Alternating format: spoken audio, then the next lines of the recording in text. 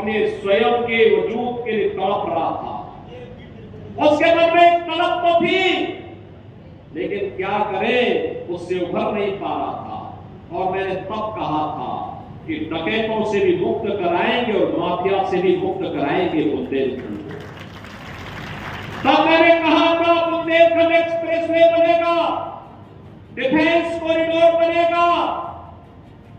और अब तो मैं बधाई देता हूं आपको, बीडा के नाम पर बुंदेलखंड औद्योगिक विकास प्राधिकरण आपका बन रहा है।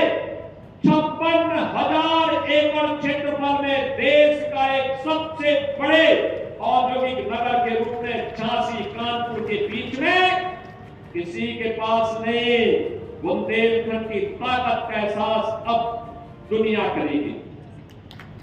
बहनों और भाइयों, अभी से ऑफर आने लग गए, अभी से ऑफर आने लग गए। हम बुंदेलखंड एक्सप्रेसवे का एक्सटेंशन करने जा रहे हैं। हमने फार्मा पार्क के लिए 2000 एकड़ लैंड पहले ही ललितपुर में ले लिए। कार्य काफी आगे बढ़ चुका है। ललितपुर में मेडिकल कॉलेज का निर्माण पहले ही हो चुका है और अब तो हम लोग झांसी में सार्वजनिक कार्यक्रमों को करने के लिए आने वाले समय में एक बेहतरीन कन्वेंशन सेंटर भी उपलब्ध करवाएंगे। की आवश्यकता नहीं पड़ेगी, कन्वेंशन सेंटर में ही एग्जीबिशन में लग जाएगा और वहीं पे इस प्रकार के बड़े कार्यक्रम भी हो पाएंगे।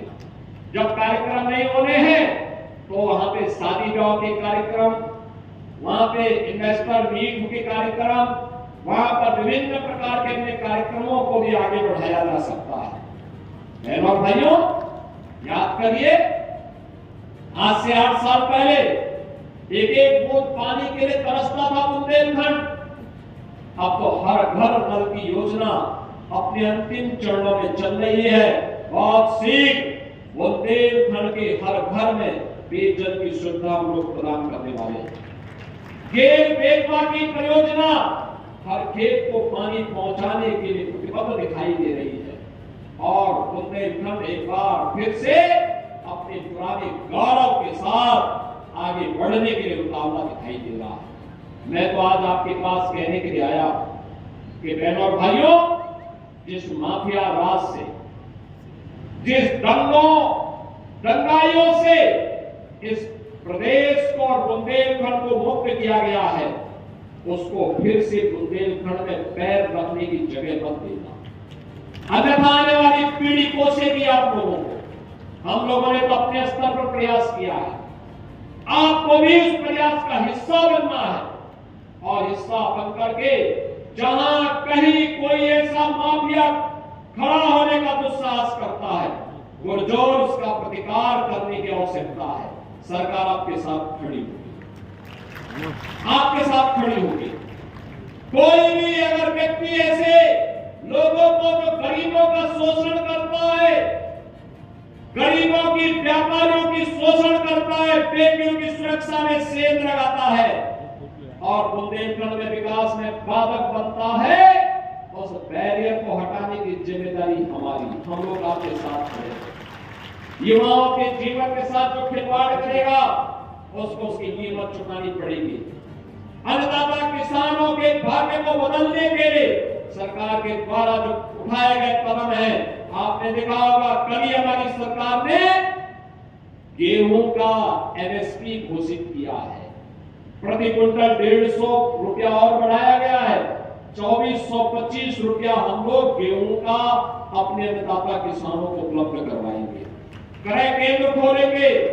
आने वाले समय में सरकार ने व्यवस्था की है, हर मंडी में हम लोग माता सबरी के नाम पर एक सस्ती कैंटीन अन्नदाता किसान के लिए उपलब्ध करवाएंगे, जहां उसको चाय मिल सके, सस्ते में भोजन मिल सके, वहां पे बैठने की व्यवस्था दे सके। हम लोग पहले चरण में 7 माता अहिल्याबाई के नाम पर कामकाजी महिलाओं के लिए छात्रावास का निर्माण करने जा रहे हैं। उनके सुरक्षित छात्रावास जहां वे रह सके उनके लिए व्यवस्था देने जा रहे हैं। सरकार ने तय किया है, हमने पिछली बार प्रदेश के अंदर जो लोग शासन की योजनाओं से वंचित थे, मुसर, भारू, कोट, चेरो, सहरिया, इन सभी जातियों को योजनाओं के लाभ से जोड़ने के बड़े कार्यक्रम को हम लोगों ने अपने साथ किया था।